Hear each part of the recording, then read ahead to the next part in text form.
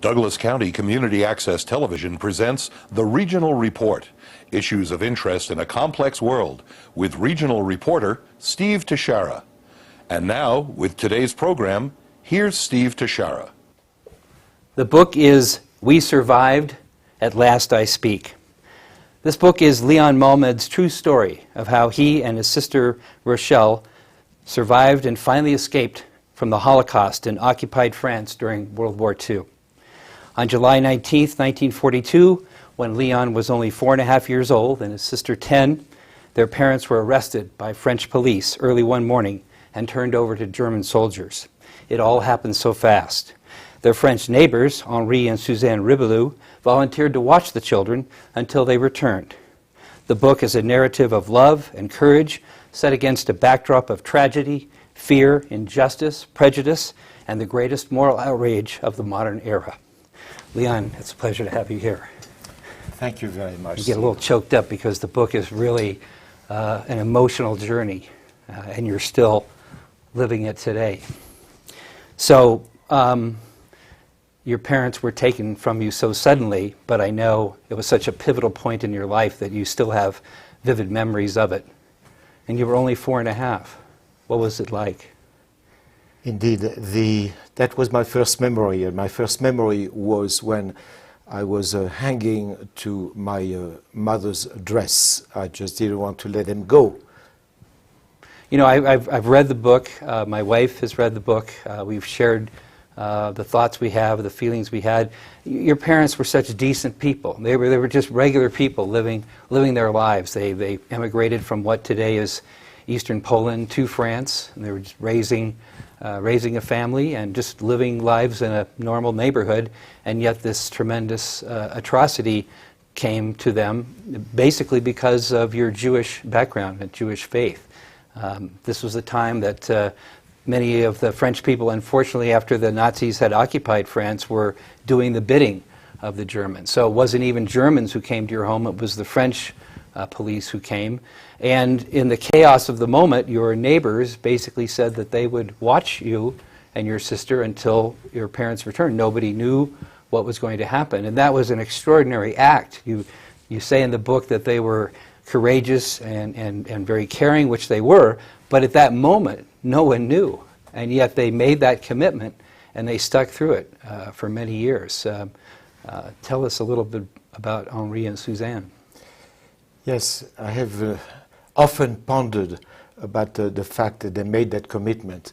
And as time has gone by, I really feel that at the time that they made that commitment, they certainly had no idea what the commitment was for, the dangers that they were coming to live with, and they probably thought it was only for a few days. Mm-hmm. However, later on, this actually the dangers lasted for almost 3 years, and it is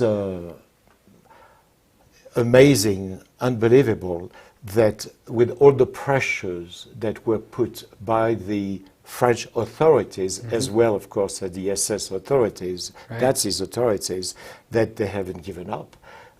They had many opportunities to give up, especially the day where we were to be arrested. We were the last, actually, Jews to be arrested in town, and we were able to escape by seconds.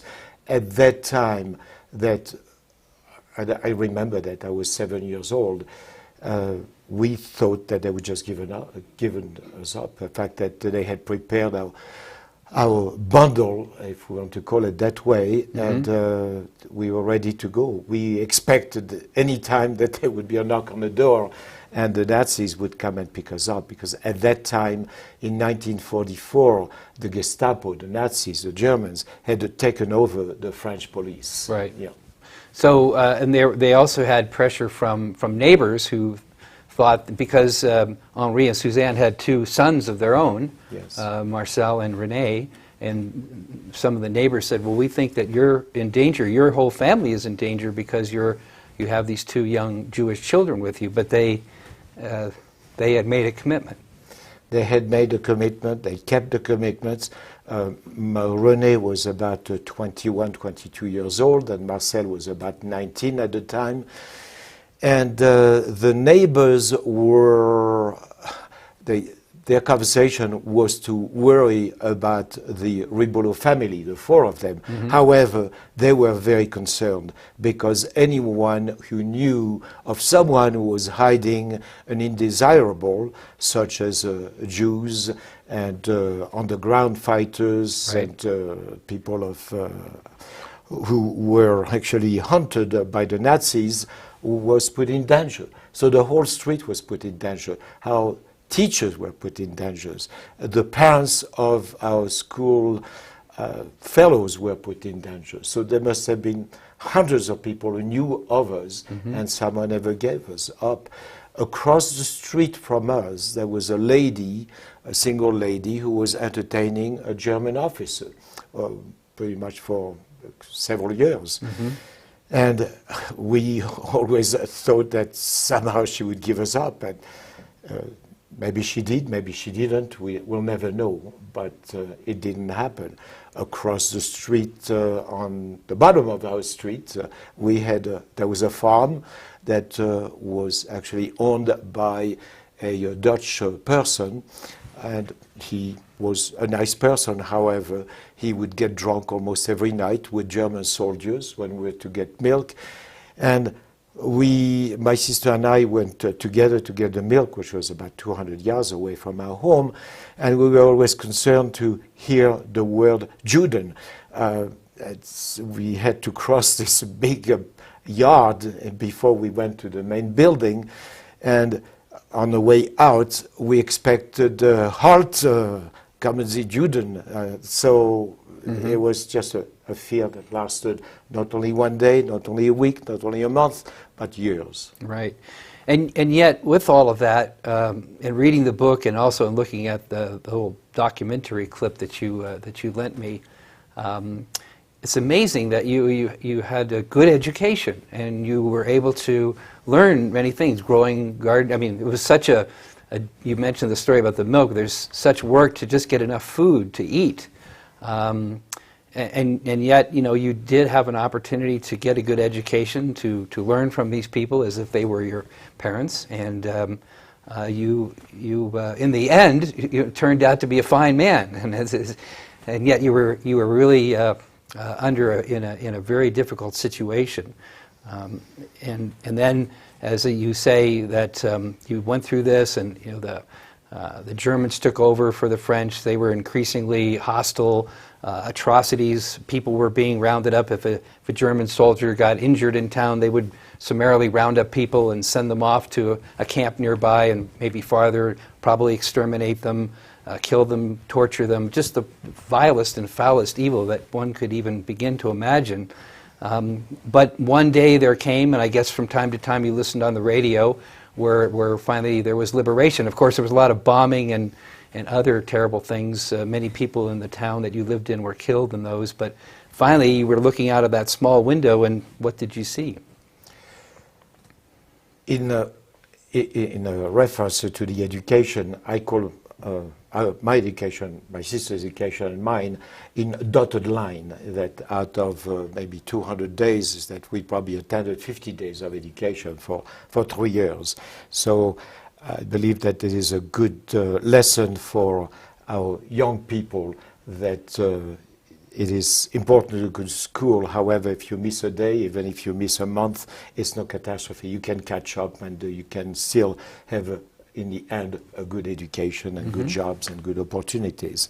In reference to the hostages, yes, indeed, Steve, that whenever there was a German who was hurt or killed, they would take 50 people that they would find in the streets or in storage at the camp that was located about half a mile away from our home, and they would just execute them in public, 50 people. For every German who was hurt. So in the end of it is that the end of the war, we watched, actually, we heard, and we watched the end of the war from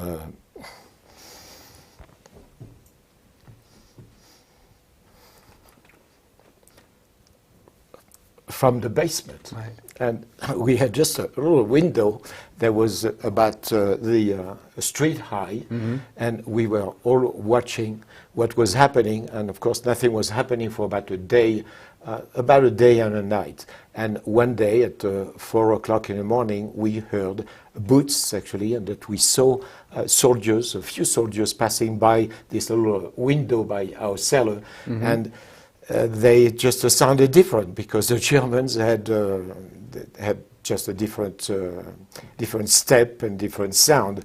So we thought they were Americans, we were not too sure. And at that time, we had been told on the radio that when liberation came, never go out in the street because those soldiers would just shoot at anything that moved for their own security and for a very good reason. So at 5 o'clock in the morning, 4 or 5 o'clock in the morning, when the daylight appeared, that Papa Henri went out, and yes, they saw the Americans with tanks and so on passing by Rue de Paris, which was about 50 yards away from our building. So that was liberation, and that was quite a day. And it was a great day. The town where you lived had a special significance for Hitler because that's where he had to, or where the Germans signed the armistice after World War I. So it seems like he paid particularly vicious attention to your community, even though it was primarily, it sounds like, a community of working class folks who were just trying to to live their lives and raise their families. So that must have been extra special to have that whole historical significance there. Erased by the Americans and others coming to liberate you. Yeah, to Hitler, Compiègne was the shame of Germany, whereby the Nazis actually accused the Jews, and I learned this during my research, for Germany having lost World War I, which is quite interesting because no one knows what this accusation comes from, but he had to blame someone. And before, when the war started, the first thing that was done is that he had the town bombed. Half of the town was destroyed. Almost 1,000 buildings were destroyed at that time. Wow. Then, a few months later, well, maybe almost a year later, when, well, not a year later, actually it was just a few months later, he had, whatever was left, he had it destroyed, and he had it burnt, actually, completely to the ground. Then he landed in a small airport, like a Tao airport, and somehow they had this big, I've seen pictures, we lived in a town when this happened, but we didn't see him, of course. Right. And he went through the town and paraded to no one, but just to the German soldiers, and he went to the armistice, was called Carrefour de l'Armistice, which is a square in the forest about 10 kilometers away from the center of town, where the first war armistice was signed at the end of World War I in 1918. And that's where apparently he danced for his officers. He was so happy that there was kind of a revenge. Right. Well, we've gone through the essence of the first part of the story, and we're going to come back in a minute and finish talking about what happened after the war and how Leon and his sister came to the United States, and even how Leon eventually ended up, he's a resident here at South Lake Tahoe. So we're honored to have he and his family a part of our community in that way. And we'll talk a little bit, too, about how Leon came to write the book. We'll be right back after this. The regional report receives support from the Gill Professional Building, Lake Tahoe's most professional business location, 218 Elks Point Road, Round Hill, Zephyr Cove, Nevada. Professional office suites now available. Get information at 775-588-2488 or on the web at gillprofessionalbuilding.com. We are back with Leon Malmed, and again the book is We Survived, At Last I Speak. So in the first part of the show, Leon, we covered your parents being taken away, the war, finally the liberation from the Americans and the other allies, So now you're returning to a peacetime life in a way, although there were still a lot of tumultuous things that you were going through. I wish we had more time today to cover some of the details, but you actually had a second separation from Suzanne and Henri, which folks can read about in the book. That was, again, you're still pretty young. That was very traumatic, I think. But eventually you became a young man, and your sister and yourself grew up, and she eventually came to America, to the East Coast, right? A few years later you came over, and I think you established yourselves in the New York area and thereabouts, doing a lot of really good work. When you and Patricia invited me over for lunch at your home that day, you told a great story about your career and how you rose in mechanical engineering and lots of sort of machinery and development, but then ultimately in software and data storage. So quite a story, which isn't in the book, but is a great story as well. But eventually you came to California, and then there's a Tahoe piece. That's right, yes. Well, what you say is not in a book, maybe will be my next book. Very good, very good. Yes, so we came, well, I arrived in this country in 1964, in February of 1964, after a tumultuous transatlantic crossing. And in 1982, I was hired actually by a Silicon Valley company. The name of the company is Quantum, manufacturing of disk drives. And then I spent the last 30 years until I retired in disk storage, working in Silicon Valley. It has been a fantastic experience to me. So I went from hardware, electronics to semiconductors. And the last company I was associated with is called SanDisk. That's a company that manufactures little flash memory cards. That's just celebrated about a month ago its 25th anniversary. Wow. And I was lucky enough to work in Silicon Valley with very good people at a time where companies were flourishing, technology was flourishing, and some of the greatest steps of progress in electronics, I believe, were made. It is the experience that I have encountered in my early life have helped me tremendously in my career. Life is full of issues, full of problems that you have to deal with and resolve on a daily basis, if not on an hourly basis.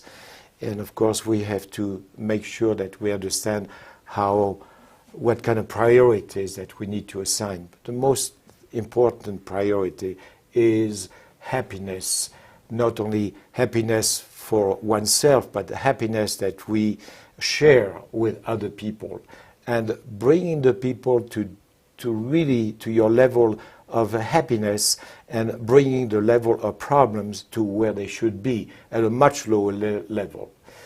And it is probably the experience that I have endured after the war, when I was taken away from the people I loved very much, and I was brought to to an uncle and aunt whom I did not know in the first place. And I was able eventually to separate from these people after 4 years of battling. And I did this on my own because my sister had been sent 2 years prior to America against her will. Today it's very difficult to think that we can be sent to America against your will, but in those days she simply did not want to separate from me. And it took 13 years before I saw her again. Wow. Before I heard her voice. So 2 years after that I was able actually to, and I was 12 years old, to go back to the people who loved me and whom I loved, which was the Ribolo family. So it has been an enduring, lifelong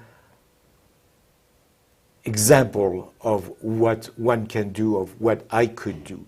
And I use it to this day, that in anything that we do. Right. And then you you've spoken now with many people. Well, first let's go back to, you had this story. It took you a long time to even be able to talk about what had happened. Yes. And so you got to that point, and then I guess a number of people urged you to think about writing a book. Everybody involved gets older. It would be a terrible story to lose. There's a lot of lessons to be learned, as you've said. Mm-hmm. But you know, it's one thing to have it in your mind. It's another thing to get it out on paper. And you did write it in French first, yes, and then English. But I was struck in the book, Leon. You're a very good speaker, but a writer needs to find their voice, and you found a wonderful voice here. You tell a very compelling story, rich with details, even though it was a long time ago. And it's written in a style that's very easy to read and very moving. So how did you develop your voice to tell the story? When I lived in France, between the end of the war and until I left, actually, the Papa and Mama Riboulot, when I went to the armed forces, it was in the French Air Force, that we never talked about those times. And no one could talk about it for reasons that are still actually mysterious to me. But it was mostly, to me, it was emotional. I simply could not talk about it. As you see, today, after all these years, 70 years have passed, it's still difficult to keep myself from breaking down. So then, of course, that I went to study mechanical engineering, graduated, and so on, came to the States, and I did hold good positions, and I had to write speeches. So I did write speeches for work, but writing a speech of about 6 to 8 pages and writing a book of over 200 pages, 232 pages to be exact, is a different story. So I then was encouraged by my sister, who lives in New York. She's 81 years old, and she's just in great shape. She's a dancer, actually, loves dancing. And she encouraged me to talk to the public, to churches, to synagogues, to schools about our history. And I did, and to do that, I wrote about 8-10 pages. Then every time that I spoke and that someone asked me, did you write a book? Did you write a book? So eventually I put about 12 pages. Once I was with my sister, I said, well, let's sit down and see what we remember. So I was able to write 12 pages. And the click, I was on. I came back from New York home and in Tao, actually, and I wrote 75 pages in English because I felt my English was a little bit better, although maybe it doesn't sound like it. But I think it's it very was a little bit better than my French. Then someone in France heard that I was writing a book, and the publisher called me and said, well, we would like to publish your book, but it has to be in French. We'll give you 2 years to write it. You're not going to make any money, but it's not going to cost you anything. So I said, that's fine. No, I'm not doing this to make money. I'm just doing this to make sure that the world does not forget, make sure that the world knows about it. I started to write, and my French actually came back, and it was good. I had about 4 people actually do the editing, but essentially the story came very, very nicely, and the book was quite successful in French. Then I hired someone to do the translation, and I just didn't like the translation at all. It simply was not me, it was not my emotions, it was not my words, and eventually after about 3 to 6 months working on trying to make it better, I deleted all of it. Wow. I shredded all the papers I had. I said, I don't want to be tempted to look at it, and I started to write it from scratch, and I felt that it had to be rewritten for the American reader and not to be a translation. So it took me 2 years to do that, and I was very fortunate that very quickly a gentleman by the name of Paul Royster from Zia Books, who is affiliated with the University of Nebraska, despite the fact that he had a very early vision, encouraged me said, yes, we will publish your book.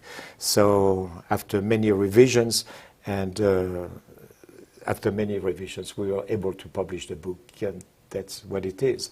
I've had but also about 4 or 5 people doing some editing, but essentially that's the way it is. And it seemed that it has been very successful. I have had so many comments and reviews and testimonials that it's just overwhelming. And you have a lot, you obviously did a tremendous amount of research, because there's details in the book that you couldn't know then. Yes. You know, about what happened, who was transported out of the area. You know, eventually we learned that your parents had been killed. Right. And lots of other members of your family, and people that you knew and loved. And so you obviously did a tremendous amount of research on it. And now you're speaking, you're getting a lot of opportunities to share the story. And what do people find, if there is 1 or 2 things that you think they find most compelling, what would they be? Everyone said, thank you for telling the story. Thank you for coming out and just making sure that people know. The compelling also is for young people to learn that we all have problems, and there is always a solution to the problems. The fact that Patricia, my wife, and I went to Auschwitz, to Majdanek, and to several of the camps in Poland. And while I was there, we saw a lot of young people. And I believe that for people to have a happy life or happier life, they should be going to those camps and understand what went on there. And some people who were doctors, who were engineers, who were technicians, who were teachers, went through, and many of them and their families came out even stronger. You know, there's one particular, there's so many lines in the book that really spoke to me very directly.